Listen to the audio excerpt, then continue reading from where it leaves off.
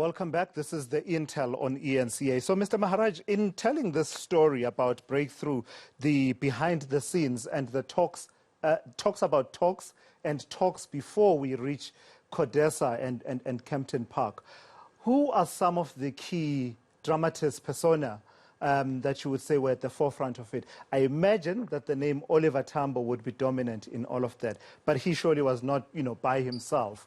There were others that shaped how these behind-the-scenes negotiations would lead everyone to the same table at Kempton Park.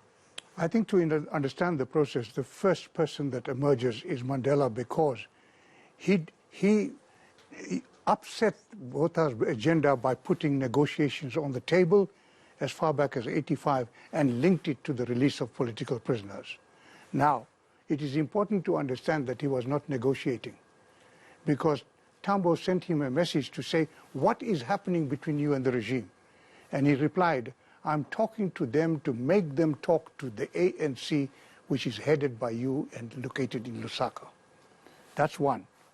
The second element is people inside the regime, because they had put themselves into a corner, and P.W. Botha turned to Kobe Coetzee and said in 1985, we've driven ourselves into a corner, can you get us out? That unleashes a process that develops. So other players come in. An approach is made by various emissaries coming from South Africa, saying that South African regime is amenable to talking. And the ANC begins to probe this. Those emissaries come to people like Thabo Mbeki, they come to Alfred Nzo, the Secretary General of the ANC, but essentially it is Tambo who in London says to the representative of Constitutional Consolidated Goldfields, Michael Young, who asks, what can we do? He says, can you get us to talk to people who are near to the establishment? And that brings Mel's Park, where the leader of the ANC team there is Thabo Mbeki. But all this is happening on the basis that we have established a constitutional committee headed by Professor Jack Simons, Deputy Zola Squia, and a team in which Pallo is the link with the NWC and the NEC. Yeah. So it's a collective of the leadership of the ANC that adopted those positions. In fact, Mr. Jordan, if I bring you back into the conversation then, while Mr. Maharaj is talking about the Constitutional Committee of the ANC and the behind-the-scenes work that happens from around, my understanding, around 1987, thereabouts, in a manner that is instructed by the then president of the ANC, Oliver Tambo. To what extent does the eventual negotiation and the outcome, the South Africa we have today, resemble the vision that you had as leaders of the ANC at the time, especially having gone through the testing of two conflicting visions, I imagine, when you're still teasing each other out and feeling each other out, in that perhaps there were points of difference in terms of the visions for a future South Africa. To what extent then does the outcome in negotiations, but also in an eventual democratic South Africa, resemble the original vision that you had?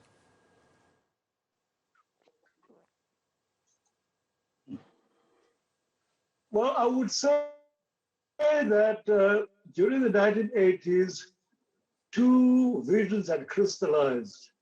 The supporters of white domination, and that included parties like the NP, which was in government, but also a party like the Democratic Party and other such formations. They were pushing and advocating what was referred to usually as a consociational solution, in which there would be group rights, and group rights would be the basis of our constitution.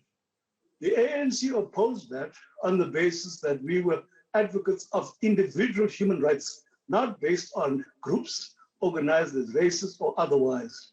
In the end, what has emerged in our constitution is the ANC's vision.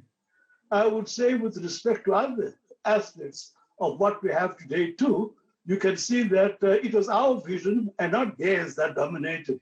Many people are very critical of our constitution, not perhaps recognizing the extent to which our constitution is an instrument of change, and is the outcome of political change. It has not been utilized as effectively as it could be by the progressive forces inside the country up to now. What has tended to happen is that it is those who resist radical change who are using the Constitution to try to resist it. And that perhaps is unfortunate and maybe says something about our side of the story.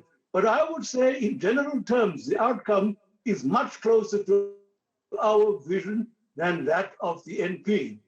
When I wrote an essay on this question in 1997, before the ANC National Elective Conference, I characterized the outcome as an unfinished revolution. And in certain respects, it is an unfinished revolution. And if you look at other constitutional democracies, you'll find that they too are unfinished revolutions. You see, you take, for example, the Constitution of the United States. Barack Obama talking the other day was saying that it is the African-American struggle that is perfecting the United States Constitution. So in that respect, even that revolution is unfinished. Ours too requires that continual perfection through struggle. All right, I've got to thank you, Mr. Pallo Jordan and Mr. Mac Mahaj. Thank you to the both of you for having this conversation with me. It has felt like a fireside chat between the two of you. And I must say, I thank you for writing it, right? Because these days it's quite easy to have history distorted. And I'm not saying that, you know, what you are giving is a definitive account, but at least it's an account. It's an account of people who were there, who lived through these moments in history. Thank you to the both of you. So those are the ANC veterans, Mac Maharaj and Pallo Jordan. Look out for their book called Breakthrough. It is about the period leading up to the talks.